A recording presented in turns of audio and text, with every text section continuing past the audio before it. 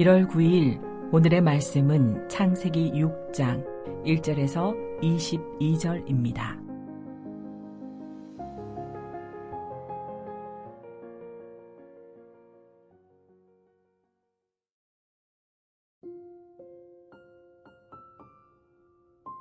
사람이 땅 위에 번성하기 시작할 때에 그들에게서 딸들이 나니 하나님의 아들들이 사람의 딸들의 아름다움을 보고 자기들이 좋아하는 모든 여자를 아내로 삼는지라. 여호와께서 이르시되 나의 영이 영원히 사람과 함께하지 아니하리니 이는 그들이 육신이 됨이라. 그러나 그들의 날은 120년이 되리라 하시니라. 당시의 땅에는 네피림이 있었고 그 후에도 하나님의 아들들이 사람의 딸들에게로 들어와 자식을 낳았으니 그들은 용사라 고대에 명성이 있는 사람들이었더라. 여호와께서 사람의 죄악이 세상에 가득함과 그의 마음으로 생각하는 모든 계획이 항상 악할 뿐임을 보시고 땅 위에 사람 지으셨음을 한탄하사 마음에 근심하시고 이르시되 내가 창조한 사람을 내가 지면에서 쓸어버리되 사람으로부터 가축과 기는 것과 공중의 새까지 그리하리니 이는 내가 그것들을 지었음을 한탄함이니라 하시니라. 그러나 노아는 여호와께 은혜를 입었더라. 이것이 노아의 족본이라. 노아는 의인이요 당대의 완전한 자라. 그는 하나님과 동행하였으며 세 아들을 낳았으니 셈과 함과 야벳이라. 그때 온 땅이 하나님 앞에 부패하여 포악함이 땅에 가득한지라. 하나님이 보신즉 땅이 부패하였으니 이는 땅에서 모든 혈육 있는 자의 행위가 부패함이었더라. 하나님이 노아에게 이르시되 모든 혈육 있는 자의 포악함이 땅에 가득하므로 그 끝날이 내 앞에 이르렀으니 내가 그들을 땅과 함께 멸하리라. 너는 고페르 나무로 너를 위하여 방주를 만들되 그 안에 칸들을 막고 역청을 그 안팎에 칠하라. 내가 만들 방주는 이러하니 그 길이는 300규빗, 너비는 50규빗, 높이는 30규빗이라. 거기에 창을 내되 위에서부터 한 규빗에 내고 그 문은 옆으로 내고 상, 중, 하 3층으로 할지니라. 내가 홍수를 땅에 일으켜 무릇 생명의 기운이 있는 모든 육체를 천하에서 멸절하리니 땅에 있는 것들이 다 죽으리라. 그러나 너와는 내가 내 언약을 세우리니 너는 내 아들들과 내 아내와 내 며느리들과 함께 그 방주로 들어가고 혈육 있는 모든 생물을 너는 각기 암수 한 쌍씩 방주로 이끌어들여 너와 함께 생명을 보존하게 하되 새가 그 종류대로 가축이 그 종류대로 땅에 기는 모든 것이 그 종류대로 각기 둘씩 4개로 나오리니 그 생명을 보존하게 하라. 너는 먹을 모든 양식을 4개로 가져다가 저축하라. 이것이 너와 그들의 먹을 것이 되리라. 노아가 그와 같이 하여 하나님이 자기에게 명하신 대로 다 준행하였더라. 창세기 6장에서 인류사는 조금 더 부정적인 방향으로 전환됩니다.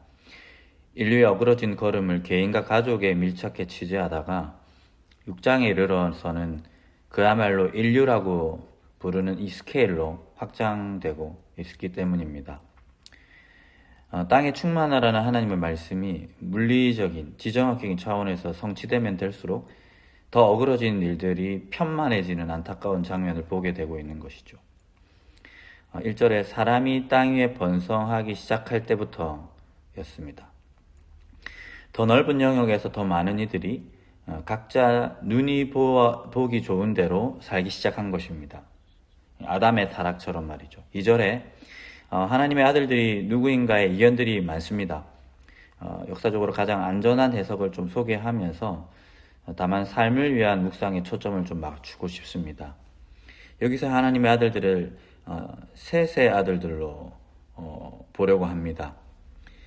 그러니까 이전까지 가인의 후손과 셋의 후손의 어떤 구분점이 있었는데 6장에 이르러서는 그 구분이 없어져 버리게 된 것이죠. 명맥을 유지하던 셋의 후손들 역시 더 넓고 편만한 공간을 차지하며 각자의 선악을 알게 하는 나무 열매를 먹고 스스로가 자기 삶의 판단자로 살기로 천명한 것이라 봅니다. 부정적인 것이죠. 하나님이 필요 없다고 선언해버리는 거룩한 백성 앞에 하나님이 서시게 된 것입니다. 탄식이 나오는 것이죠. 6절에 한탄이라는 단어가 나오기 전에 한탄 문장 자체가 미리 앞서 나오고 있습니다. 3절입니다. 3절도 사실은 해석에 이견이 있는 내용인데요. 간단하게 설명하면 3절에 사용된 이 영이라는 단어, 루아흐라고 발음되는데, 이 단어는 인간의 생명 혹은 수명의 범주에서 해석되는 단어라기보다는 이 문맥에서는 인간에게 허락된 하나님의 은사와 은혜를 의미하는 것으로 보는 것이 더 합당합니다. 해서 이 부분을 한탄으로 옮겨보면 이렇게 될 수 있겠습니다. 내가 언제까지 이처럼 타락한 이들에게 계속 은혜를 베풀고 있어야 하는가?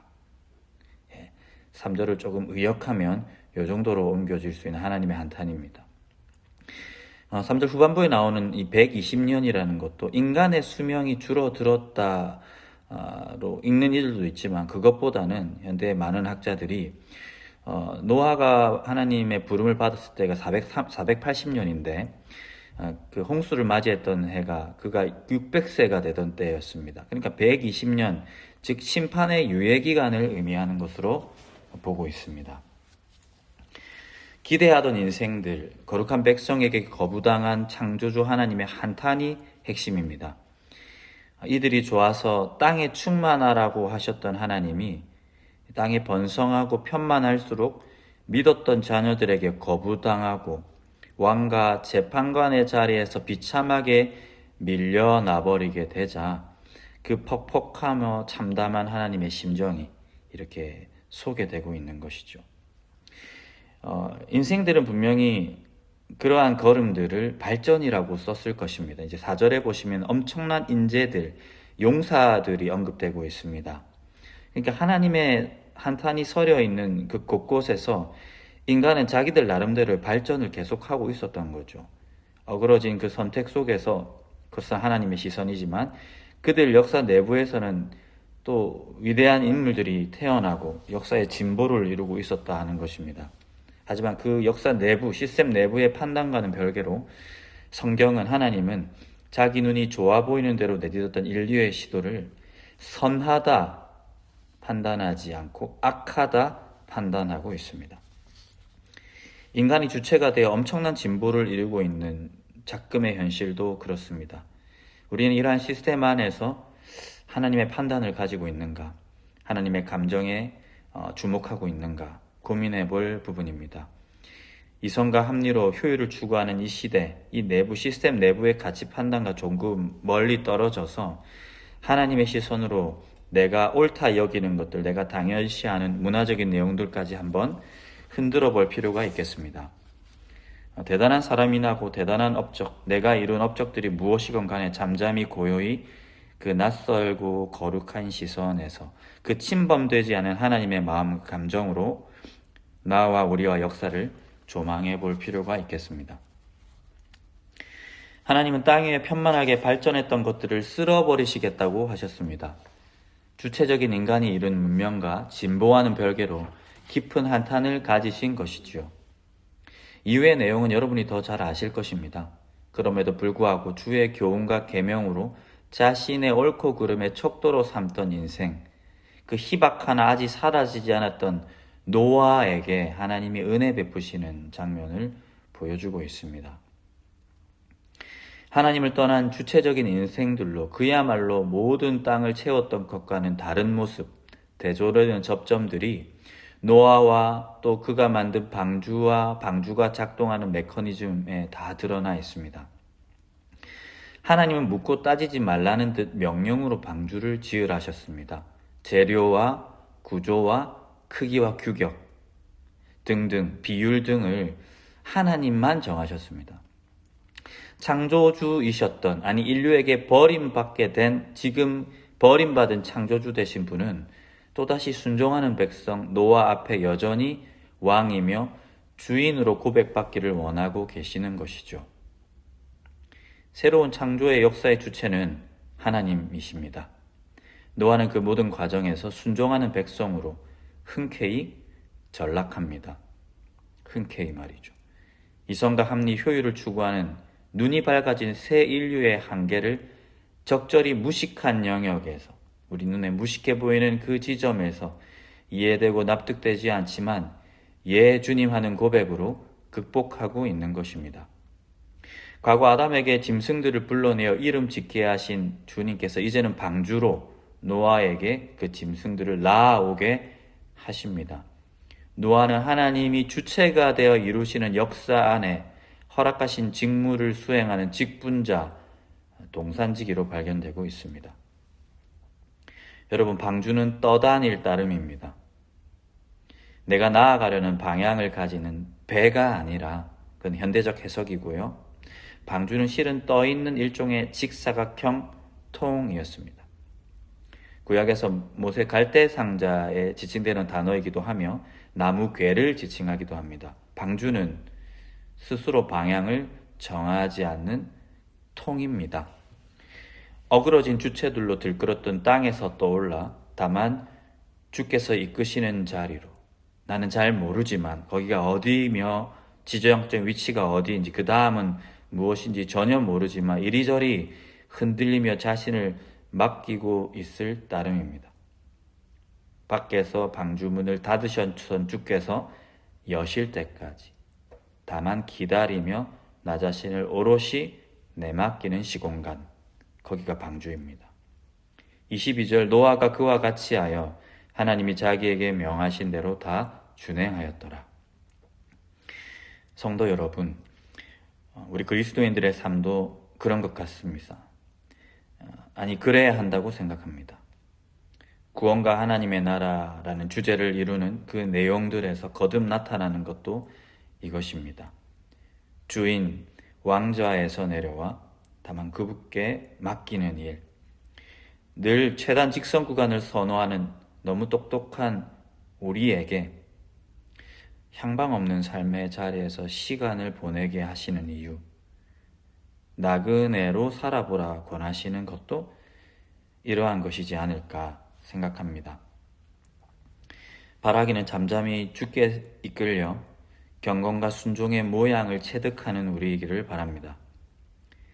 무언가 발산하고 입증하고 주장하는 주체적인 자리, 어쩌면 그 산만함에서 내려와 지금 나와 우리와 역사를 향해 말씀하시는 하나님께 고요히 집중해 보기를 바랍니다.